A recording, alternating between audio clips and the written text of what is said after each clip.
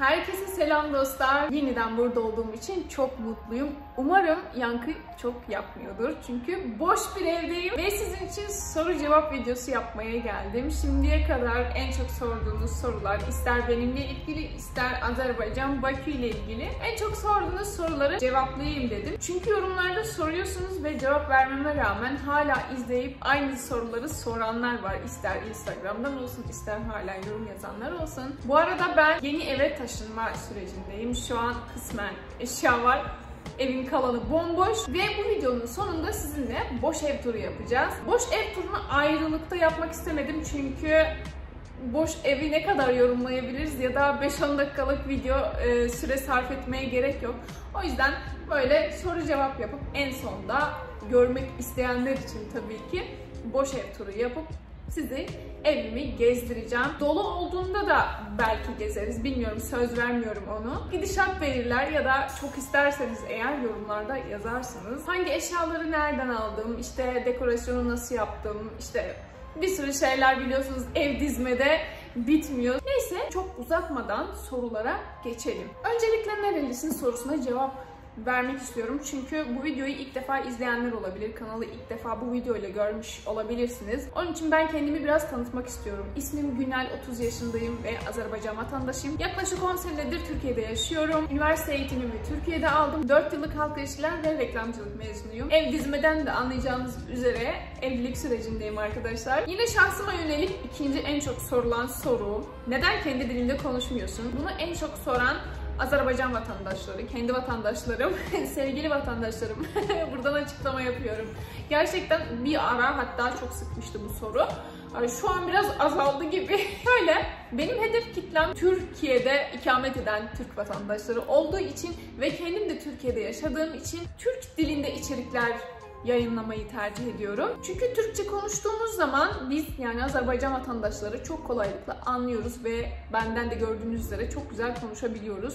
Ama Türk vatandaşları, Türkiye'de ikamet eden Türk vatandaşları Azerbaycan dilini anlamakta biraz zorluk yaşıyorlar. Çoğu kelimelerimiz çok benzer olsa da çok farklı kelimelerimiz de var. Yani Azerbaycan'da yaşasaydım Azerbaycan dilinde içerikler üretirdim tabii ki. Ama şu an Türkiye'de yaşadığım için ve burada ikamet ettiğim için ve hedef kitlemde Türk vatandaşları olduğu için Türkçe içerikler üretiyorum ve düşünüyorum ki bunda kötü bir şey yok. Her iki dilde kendi dilimizdir arkadaşlar. Yani Ermenice içerik üretiyorum gibi bir algı yaratılıyor çünkü. İngilizce içerik üretenler var. Mesela hem Türk kanalı olanlar var hem İngilizce kanalı olanlar var. Türkiye'de oturup İngilizce içerik üretenler var. Eminim Azerbaycan'da da vardır. Yani bu yargılanmaya çok açık bir konu değil açıkçası. O yüzden eğer videolarımı seviyorsanız izlemeye devam edin. Sevmiyorsanız da çok basit bir şekilde izlemeyin. Evet, Türk vatandaşlarının merak ettiği bir konu var. Azeri kelimesinden neden hoşlanmıyoruz? Arkadaşlar, Azeri kelimesi bizi ifade eden bir kelime değil.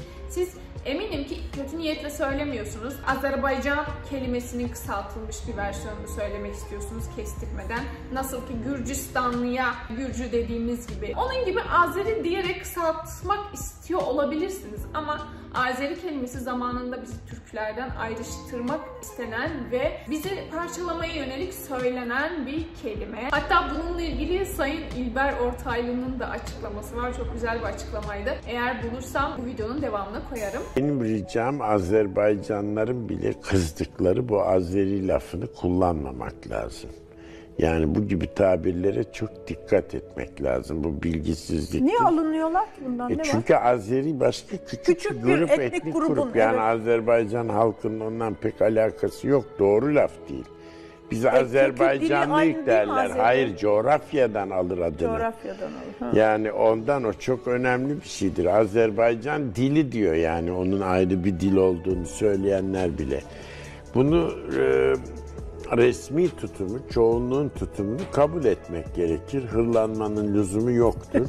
Evet, geçelim şimdi Bakü ile ilgili sorularınızdan Bakü'ye. Kimlikle gelebilir miyiz? Evet arkadaşlar, yeni tip çipli kimlikle gelebilirsiniz. Eğer pasaportunuz varsa pasaportunuzla da gelebilirsiniz. Kimliğiniz varsa sadece kimlikle de gelebilirsiniz. Bakü'ye gelmek için tur öneriyor musunuz demişsiniz. Bakü'ye gelmek için tura gerek yoktur diye düşünüyorum. Eğer diğer şehirlere de, rayonlara da gitmek gibi bir fikriniz yoksa, sadece Bakü'ye seyahat edecekseniz kendi başınıza da seyahat edebilirsiniz. Benim hatta bununla ilgili videolarım var. İşte 72 saatlik Bakü turu. Zamanı kısıtlı olanlar için de ben detaylı bir şekilde planı yaptım. Ve düşünüyorum ki sadece Bakü'yü gezmek için tura ihtiyacınız yoktur. Kendiniz keşfedebilirsiniz ve o şekilde daha maceralı oluyor diye düşünüyorum. Tabii ki herkesin seyahat tarzı farklıdır. Belki muhakkak tur rehberine ihtiyacınız vardır. Belki gezerken muhakkak detaylı tarihi bilgilere ihtiyacınız vardır.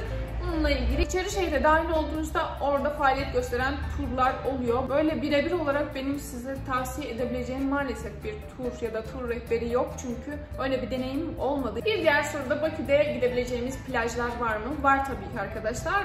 Nolhanı bölgesinde, işte onu takip eden bölgelerde bulabilirsiniz. Halk plajları var, beachler var. Hazar Denizi biliyorsunuz ki dünyanın en büyük gölü, fakat tuzluluk oranından dolayı ve büyüklüğünden dolayı deniz sınırında. Biraz daha elit bir tatil yapmak istiyorsanız da Sivrihiş tarafına yönelebilirsiniz. Bunu da böyle cevaplamış olayım. Evet, diğer bir soru da Bakü'de toplu ulaşım fiyatları nedir? Ucuz mudur, pahalı mıdır?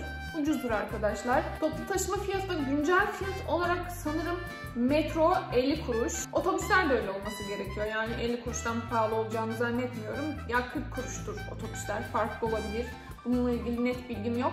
Ama metronun 50 kuruş olduğunu biliyorum. Yani kaç TL olduğunu bilmek için güncel kurla çarparsanız o şekilde hesaplayabilirsiniz. Taksiler de aynı şekilde çok ucuz. Yani bir noktadan bir noktaya gidiyorsanız maksimum verebileceğiniz 8, 10, 12 manat. O da çok uzun mesafe ise eğer.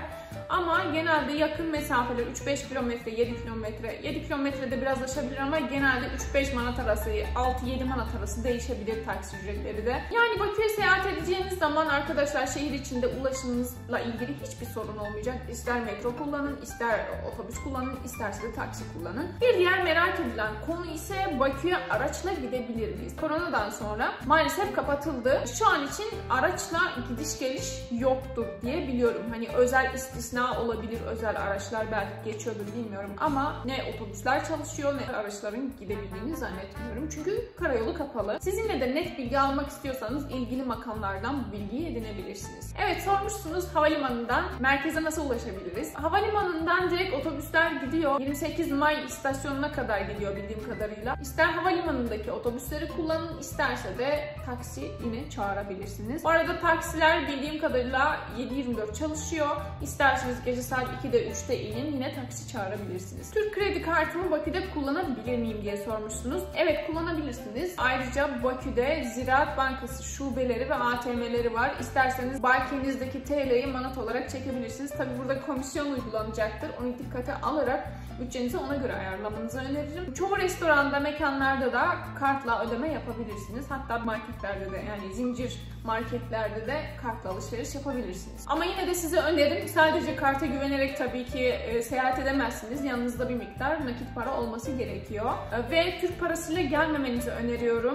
Ben Türk parasının geçmediği hiçbir ülkede konser vermek istemiyorum. Çünkü çeviride sıkıntı yaşayabilirsiniz. Bakü güvenli bir şehir mi? Özellikle kadınların gece gezmesi için diye sormuşsunuz. Bakü güvenli bir şehir. Yani Texas tarzı duyulan bir namı yok. Ama yine de tabii ki tedbiri elden bırakmamak gerekiyor. Tek başına hiçbir şehirde gezmenizi önermiyorum çok geç saatlere kadar. Bu dünyanın en güvenilir şehri olsa bile gece yarısı her şey olabilir yani. İnsana güven yok. Kimin ne olduğu belli değil bu devirde. Genel olarak evet güvenli bir şehir ama dediğim gibi yine de tedbiri elden bırakmamak gerekiyor. Evet, taksi için Bolt uygulamasını indirin demiştim. Bunu her seferinde söylüyorum. Diğerleri de var. Yango diye bir taksi uygulaması da var. Ve bununla ilgili en çok sorulan soru şu: Bolt uygulaması için muhakkak Azerbaycan sim kartı mı gerekiyor? Hayır, gerekmiyor. Türk sim kartınızla da kayıt olabilirsiniz. Fakat gitmeden önce kayıt olmanız gerekiyor. İndirmeniz gerekiyor çünkü belki kod gelebilir hattınızda. Bu arada arkadaşlar seyahat dönemindeyiz ve seyahat zamanı en çok ihtiyacımız olan internet oluyor tabii ki. Holafly'in benim takipçilerime özel belirlediği kodu Ünel5 kodunu girerek %5 indirimle internet paketi elde edebilirsiniz ve seyahatinizi kesintisiz bir şekilde devam ettirebilirsiniz. Bunun için açıklamada bıraktığım linke dahil olarak Ünel5 yazarak %5 indirim kapabilirsiniz. Sponsor oldukları için de Holafly'e teşekkür ederim. Evet, Bakü ile ilgili bir diğer soru: Bakü'ye gelmek için herhangi bir yere başvuru yapmak gerekiyor mu? Hayır arkadaşlar, başvuru yapmanız gerekmiyor. Vize yok, bir şey yok. Nereye başvuracaksınız? Konaklamanızı ayarladıysanız, biletinizi aldıysanız geriye bir şey kalmıyor. Sadece kimliğinizi alın ve gelin. Ama unutmayın kimliğin yeni tipli çipli kimliği. Ama unutmayın kimliğin yeni tipli çipli. Ama unutmayın ki kimliğin yeni tip çipli kimlik olması gerekiyor. Evet, buna benzer bir soru. Gidiş biletiyle birlikte dönüş bileti almak zorunda mıyız? Bazı yerlerde öyle bir şey varmış galiba. Hayır arkadaşlar, dönüş bileti almanıza gerek yok. Yani ben bu bilgileri şu şart altında söylüyorum. Çok uzun süre kalışınız olmayacaksa, yani 6 ay, 5 ay, 4 ay gibi bir kalışınız söz konusu değilse gidiş dönüş bileti almanıza gerek yok. Sadece gidiş alıp sonra dönüşü de orada alabilirsiniz. Evet, otel ve konaklama için hangi lokasyonları öneriyorsunuz demişsiniz. Tabii ki merkezi konumda konaklamanızı öneririm. Akşam vakti de yürüyüş yapıp merkezi, sahil kenarını dolaşmak için bulvar ve bulvar çevresini öneriyorum. İçeri şehri önerebilirim. Oralar çok güzel lokasyonlar ve çok rahat edebileceğiniz bir konumdalar. Fakat merkezden çok az bir ortalara doğru da güzel kalacak yer bulduysanız bile yine de zorlanmazsınız. Yani taksiyle dediğim gibi her yere kolay bir şekilde saat kaç olur olsun ulaşabilirsiniz. Gobustan Milli Parkı'na turlar dışında nasıl katılabiliriz demişsiniz. Yani ulaşım nasıl sağlayabiliriz? Yine taksi arkadaşlar. Bakü'de taksi çok kullanılıyor. Ben bazen orada çalıştığım zaman işe bile taksiyle gidiyordum. Çünkü otobüsler çok tıkış tıkış oluyordu ve geç kalma ihtimali söz konusu olabildiği için taksi gerçekten kurtarıcı oluyor. Yine de Gobustan Milli Parkı'na gitmek isterseniz ve turla gitmek değil de özel olarak gitmek isterseniz, tabii ki aracınız varsa orada ya da araç kiraladıysanız araçla gidebilirsiniz ya da taksiyle gidebilirsiniz ya da bir arkadaşınız varsa rica edebilirsiniz. Evet, son bir soruyu cevaplamak istiyorum. Sormuşsunuz, pasaportuma damga vurdurmak istiyorum. Bunun için sadece pasaportumu göstersem olur mu demişsiniz. Evet, olur arkadaşlar, çünkü ben seyahat ettiğim zaman bazen pasaportu gösteriyorum, bazen kimliği gösteriyorum. Yani hangisi denk geliyorsa onu gösteriyorum. Hiçbir sorun olmuyor. Kolay bir şekilde geçiyorum. Uzun zaman konuşmadığım zaman böyle konuşunca boğazlar benim gidiyor. Evet, umarım bu sorular ve cevapları sizi tatmin etmiştir. Sorularınız varsa ekstra yine dediğim gibi yorumlarda sorabilirsiniz. Sadece soru cevap için açmışsanız bu videoyu hoşça kalın diyorum size. Ve ev turu videosuna devam etmek istiyorsanız videoya devam edelim. Şimdi sizi taşınacağım yeni evimi gezdireyim. Şimdi baştan alacağım, kapıdan gireceğim ve sonuna kadar size evi göstereceğim.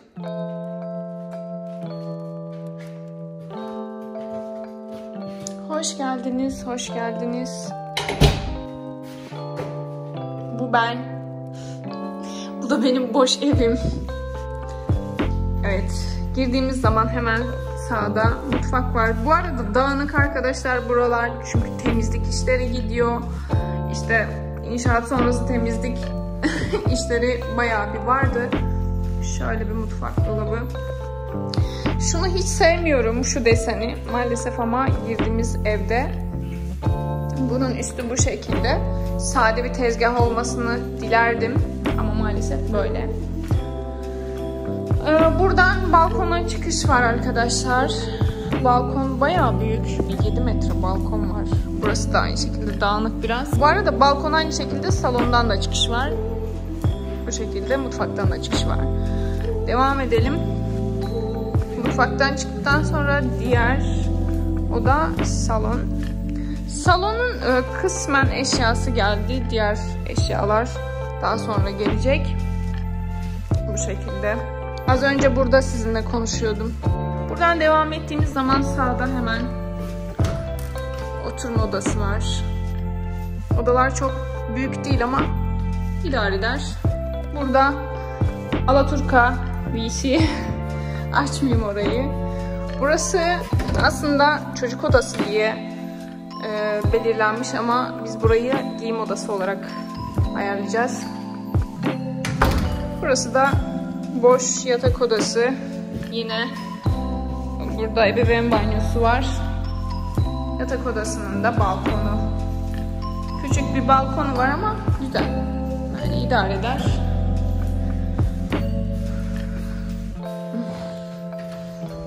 Buradan çıkalım.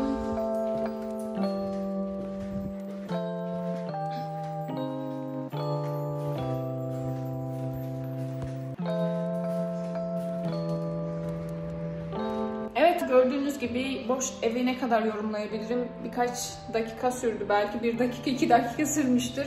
Teşekkür ederim izlediğiniz için. Umarım videoyu beğenmişsinizdir ve umarım benden çok video bekliyorsunuzdur. Bundan sonraki videolar içinde arkadaşlar fikirleriniz olursa muhakkak açığım. Çünkü bazen zorlanıyorum. Hani insanlar neyi görmek ister, ne hoşlanır, neyi çekmemi isterler. Bunu sadece tahmin ederek ben video içerikler yapıyorum. Bu nedenle fikirlerinize ihtiyacım var. Bu konuda beni yönlendirmeniz çok hoşuma gider ve çok yardımcı olur. Bundan sonra da evin dekorasyonu olsun, işte eşya dizme olsun gibi konularda da patlıyoruz şu an. Video içerikler çekebilirim. Dilerseniz eğer, tabii ki hoşunuza giderse. Bir sonraki videolarda görüşmek üzere diyelim. Bu süreci sizinle paylaşmaktan mutluluk ve heyecan duyuyorum. Kendinize çok iyi bakın. Hoşça kalın.